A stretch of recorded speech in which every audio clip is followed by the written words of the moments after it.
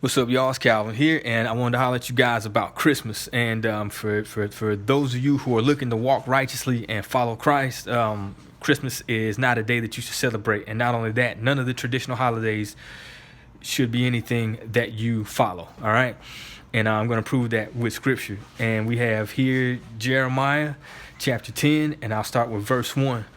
And it says, "Hear ye the word which the Lord speaketh unto you, O house of Israel. Thus saith the Lord, learn not the way of the heathen, and be not dismayed at the signs of heaven, for the heathen are dismayed at them." Verse 3, "For the customs of the people are vain, for one cutteth the tree out of the forest, the work of the hands of the workmen with the axe.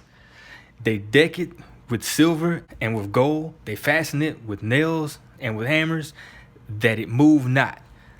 Now, if you look at Jeremiah 10 verse 3, where it says the customs of the people are vain, if you go to the Strong Concordance and look up vain, all right, it is H1891, and it means emptiness or vanity, figuratively something transitory. And transitory means not permanent. A synonym for that is temporary. All right, then it goes on to say and unsatisfactory. So this is how the Most High views this worship, okay? It is empty and unsatisfactory to him, okay? And in verse 4, there is your Christmas tree. And something that you have to understand is that this was being celebrated before Christ was born. You know what I'm saying? Like, before they called it Christmas, they just associated it, the Romans did, with Christ to be able to slide in their pagan ways and sustain their religions. And this all took place during the Council of Nicaea, where they basically held a meeting to purposely inject pagan worships like Christmas, Thanksgiving, the 4th of July, stuff like that. They wanted to slide these things up under the guise of Christianity, because Christianity was gaining a whole lot of popularity and people were putting down the pagan ways. And by doing so, that was crippling and crumbling the Roman Empire's power structure, because they're given power by their gods. The same way that the children of Israel once ruled the world, we were empowered by our God, okay? And that's the way that this thing works at the bottom line of it all. It's participating in these days. You are giving power to gods, and through that worship, through that participation, you give the people at the higher echelons that are serving that God power over you, okay? And that's the way it works. Because if you're wondering how these idiots that are, just acting a fool in Congress and in parliaments and all kind of governments all across the world been able to get away with all of this mess, continually lying to the people, you know what I'm saying? It's because they have spiritual control over us, you know what I mean? And like, this is the way it works. And what you have to understand is that one time I had no idea this stuff was going on. I was celebrating Christmas, Thanksgiving, so on and so forth, because I didn't know any better. Neither did my parents. We only knew what we knew. And once this knowledge comes about, you can see why back in the slave days that the Europeans, they were killing off our elderly and things of that stuff like that, because they were cutting off the knowledge of the law, you know what I'm saying? And once they was able to remove that, they were able to create a taste in us where we would follow their holy days and prop up their system. You know what I'm saying? All of this stuff is being held up by us. All we have to do is just simply back up from it. You know what I'm saying? And it would do a whole lot of damage in a short period of time. You know what I'm saying? And, eventually it would come to open war, of course. But that's why I tell you guys, just by simply following the law, you can get so much accomplished when it comes to defeating this kingdom, you know what I'm saying, and just operating righteously amongst each other, you know what I'm saying. It would take away all of that energy that we have been pouring and putting into this earthly kingdom. And this is also why there was a lot of complaining by these businessmen and government members dealing with Christmas and the holiday season, which is really a holy day season, because, the supply chain issues and things of that nature, people aren't going to be able to get their goods. And it's also why they made sure to give people a stimulus check right before Christmas. You know what I'm saying? They desperately need your participation. This is why the LGBT, they're always trying to reach out for allies, all of the stuff like that. They need us. You know what I'm saying? So like, keep this in mind anytime that you see these holidays with these Black Friday sales and anything that's trying to get you to participate and like come out, you know what I'm saying, to partake in these customs. There's always a push to do it. You know what I mean? Because they need that energy. Yeah, take the time and look it up.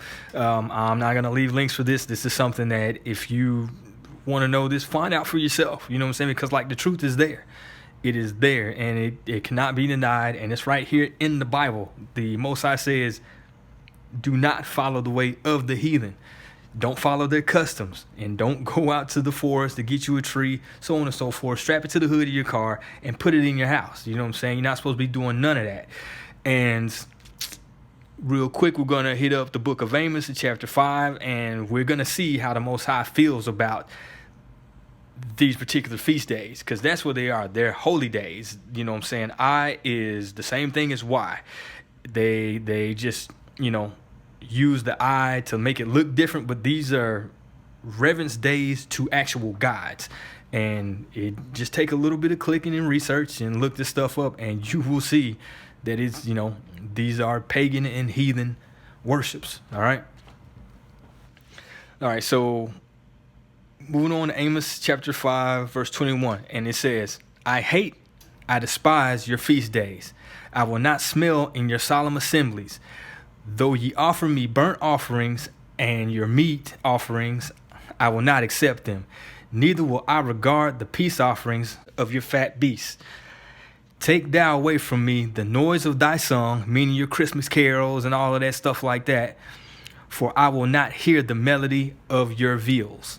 This is very simple, very crystal clear with the scripture. I didn't have to go all over the place. I just went to 2 excerpts, you know what I'm saying? And it nailed it down just like that. You know what I'm saying? We are not supposed to be doing this stuff if you consider yourself a follower of Christ. Now, there is a holy day that is pleasing to the Most High that you can exchange gifts on, and that falls in February. It is called the Feast of Purim.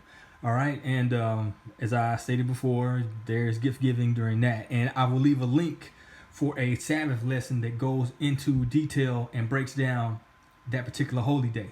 All right, so that you can gain an understanding. Because as I said to you guys before, there was one time I didn't know anything about none of this stuff. I was just doing what I knew, and I did it in earnest. You know what I'm saying?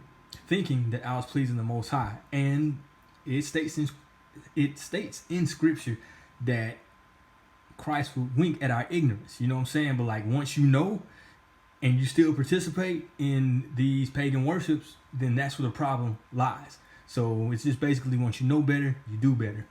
Also, if there's anything that I said that offended anyone about this video, please understand that when the smoke clears and you gotta stand before your maker, it ain't gonna be me standing there, you know, saying, hey, don't be celebrating Christmas because Calvin said so.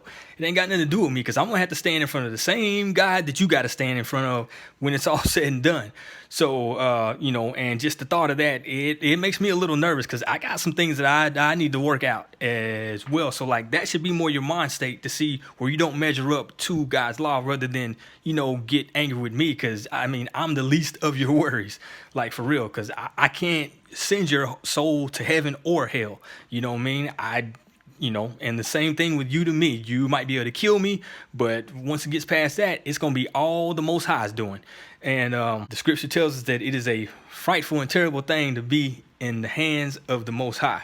And continuing on with another scripture, it also says in 1 Samuel 15 and 22, where Samuel is asking the question, and it goes, hath the Lord as great delight in burnt offerings and sacrifices as in obeying the voice of the Lord? Which means, does the Lord take delight in you having to sacrifice animals for your sin, or would he rather delight in you just listen to what he say and do what he say? All right.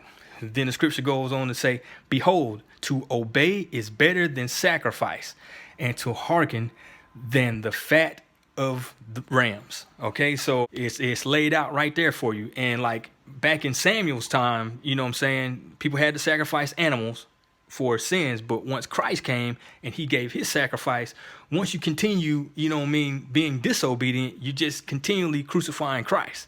You know what I'm saying? So it would be a lot better to just follow the law, do what he say, follow the holy days that he say, do what's pleasing to the Most High. Because you can still cook your stuffing and whatnot.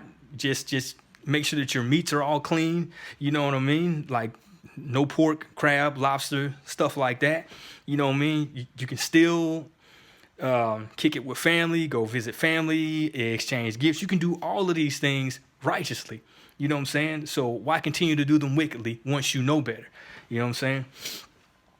And that's just basically what that scripture is alluding to. Lastly, for those of you who have the sentiment that the Most High knows your heart, you're exactly right. The Most High does know your heart, and he also knows mine too. And he tells us about this in Jeremiah 17, verse 9. And he says, "The heart is deceitful above all things and desperately wicked. Who can know it?" For anyone that is wanting to use that excuse, please understand, whether it's you or me saying this, we are just trying to justify our sin. That's the only thing that we're doing when we say stuff like that. All right. So once again, it is better to be obedient than to sacrifice, because Christ is not going to continue to get back on that cross. It's going to be you on the chopping block. And that's just pretty much it right there. I just wanted to leave it at scripture, because I could go into history and things like that, but you guys can do your own research and find out for yourself, that these holidays lead to worship of a God. And it doesn't matter how you feel about it. This is what it was from its inception, and this is what it is today. If you participate in any way, you are giving your energy to these gods, and you are propping up the current system that we live up under. So I hope this resonates with you guys. This is the Pod Roast. The heart of a demon, the children of the heart of a lion, I know. Evil will move with Satan, righteous walking in the countenance of the Almighty One.